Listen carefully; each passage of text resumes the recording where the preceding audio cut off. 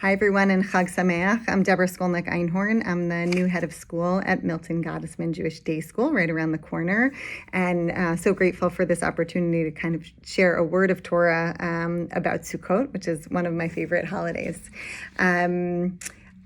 I love it, but really by the time we get there, we're practically in the latter half of the Chagim. Everyone's exhausted, and as a shul goer, usually during non-COVID years, and a parent, and as a grocery shopper, and that has switched to Instacart mostly, but still, it's a lot of responsibility. I spent a lot of the fall wondering why the Chagim come so fast and furious. They're relentless with the days off from school and work, limitless prep and or travel in other years, and really daily trips to the store. But the quickest and most whiplash-inducing turnaround, of course, comes between Yom Kippur and Sukkot, with only 4 days intervening. More dramatic even than the lack of time between is the intense physical and emotional shift that's demanded of us. So we're depleted after a 25-hour fast, and at that point, we're urged to immediately, after quickly grabbing a bagel, maybe some orange juice, we're sent outside to begin building our sukkah. So basically, don't eat for a day, then build a new house in the dark. This ideal of going directly from one mitzvah to the next only adds to the frenetic fall feeling for me. But as a true believer in the wisdom of the Jewish tradition, I wanted to interrogate the proximity and pace of these Chagim before just complaining about it again this year. And I hope it'll also give you some perspective.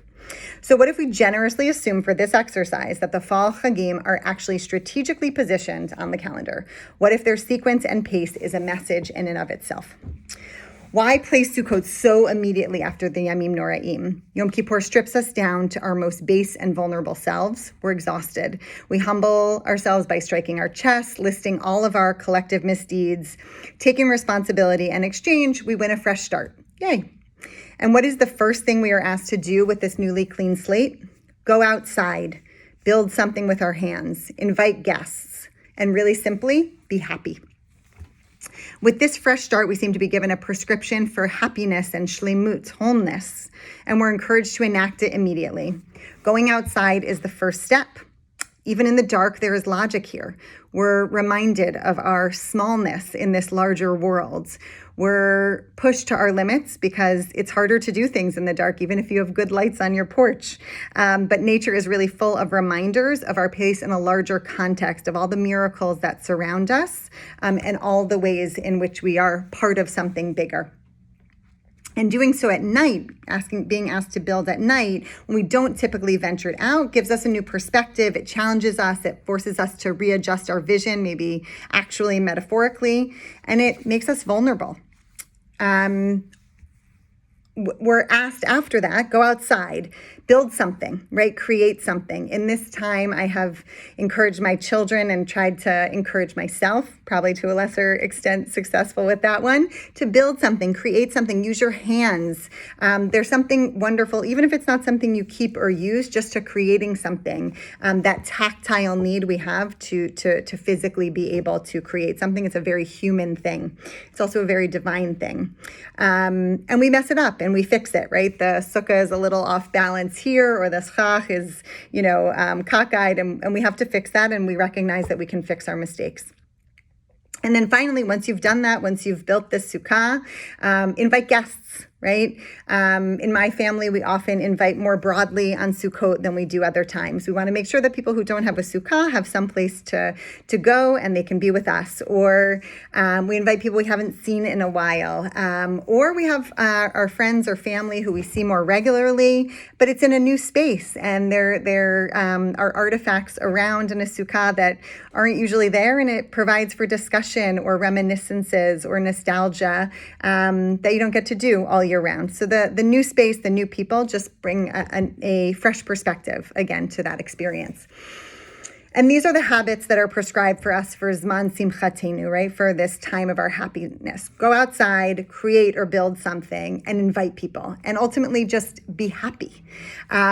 These seem like really wonderful and timeless prescriptions for happiness and for shlemut, and I think we've all been feeling them, particularly in this time.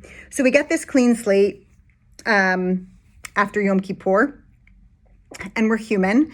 And I'm wondering, why are we encouraged so quickly to build the Sukkot, right? If we accept that it's a really productive thing and time to do it, why so quickly? Why the whiplash? And the way that I'm thinking about it is that we get ourselves a clean slate after Yom Kippur, but we're human and human nature kicks in pretty quickly, or it could. So if we weren't instructed to go outside and start building our sukkah the same night as we break the fast, might we overindulge? Might we have, a few too many bagels or ragalach or whatever is sitting in front of us? Will we kind of sit back and get lazy? Will we forget our good intentions? We forged over the Aseret Yimei Tshuva that we've really tried to be our best selves, be inclusive, be respectful. And in this time when things are so raw, it's so easy to let that go, to have generosity of spirit whenever we're interacting with others. It's so easy to forget those things. So this prescription to build a sukkah, I'm looking at as both a physical and a temporal structure for cementing the best practices that we've articulated to ourselves and out to our communities. And that these mitzvot, to go outside, to be in the dark, to build something, to invite guests, are our prescription for rebuilding ourselves, rebuilding our community. And I really am excited, looking forward to this year as we rebuild together in a time that has so much brokenness. Let us rebuild our worlds, our communities, one sukkah at a time. Chag Sameach.